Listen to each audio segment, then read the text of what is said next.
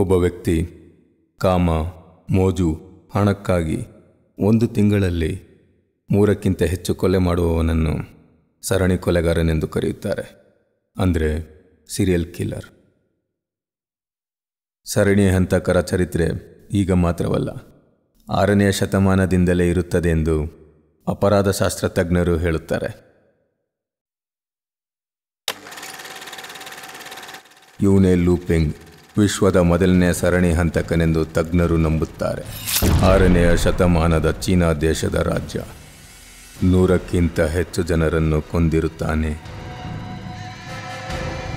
ಇವನು Joel D ರಯಾಸ್. 15ನೇ ಶತಮಾನದಲ್ಲಿ France ದೇಶವನ್ನು ಆಳಿದವನು. 800ಕ್ಕಿಂತ ಹೆಚ್ಚು ಮಕ್ಕಳನ್ನು ಇವನು ಕೊಂದಿದ್ದಾನೆ.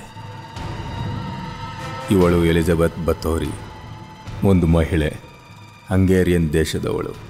ಸುಮಾರು 650ಕ್ಕಿಂತ ಹೆಚ್ಚು ಹುಡುಗಿಯರನ್ನು ಕೊಂದಿರುತ್ತಾಳೆ. ವಿಶ್ವದ ಭಯಾನಕ ಸರಣಿ ಹಂತಕನೆಂದರೆ ಇವನೇ. ತಕ್ ಬೆಹರಮ್, ತಗಿ ಗುಂಪಿನ ನಾಯಕ, ಭಾರತ ದೇಶದವನು.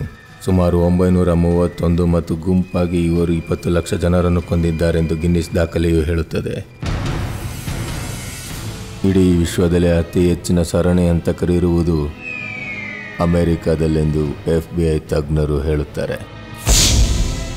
ಇವರಲ್ಲಿ ಕೆಲವರು: ಆಲ್ಬರ್ಟ್ ಫಿಶ್ 18ಕ್ಕೂ ಹೆಚ್ಚು ಕೊಲೆಗಳು, ಎಡ್ ಜೀನ್ 12ಕ್ಕೂ ಹೆಚ್ಚು, ಜಫ್ರಿ ಡ್ಯಾಮರ್ 17ಕ್ಕೂ ಹೆಚ್ಚು, ಟೆಡ್ ಬಂಡಿ 40ಕ್ಕೂ ಹೆಚ್ಚು ಕೊಲೆಗಳನ್ನು ಮಾಡಿದ್ದಾರೆ.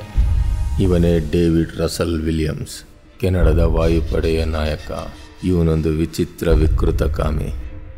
ಇವನಿಗೆ ಹೆಂಗಸರ ಒಳ ಉಡುಪುಗಳನ್ನು ಧರಿಸುವುದು ಮತ್ತು ಅವುಗಳನ್ನು ಕೂಡಿ ಇಡುವುದೇ ಒಂದು ವಿಚಿತ್ರ ಹವ್ಯಾಸ. ಇಂದಿಗೂ ಇವನು ಕೆನಡಾದ ಜೈಲಿನಲ್ಲಿದ್ದಾನೆ. ಇವನೇ ವಿಕೃತಕಾಮಿ ಉಮೇಶ್. 21 ಹೆಂಗಸರನ್ನು ಕೊಂದಿರುವ ಇವನಿಗೆ ಅವರ ಒಳ ಉಡುಪುಗಳನ್ನು ಧರಿಸುವುದೇ ಇವನ ಒಂದು ವಿಚಿತ್ರ ಹವ್ಯಾಸ.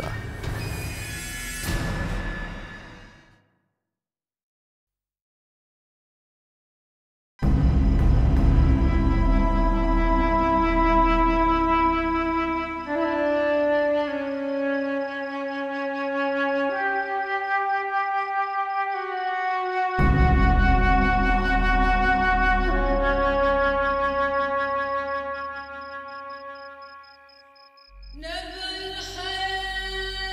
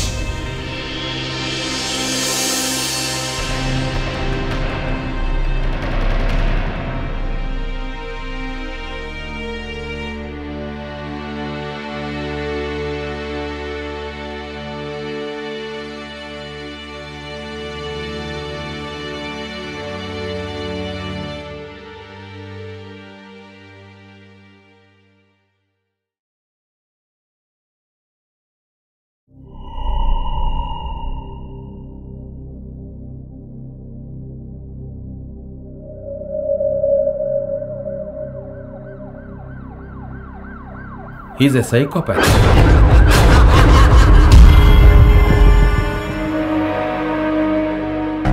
ಆದ್ರೆ ಉಮೇಶ್ ತುಂಬಾ ಡೇಂಜರ್.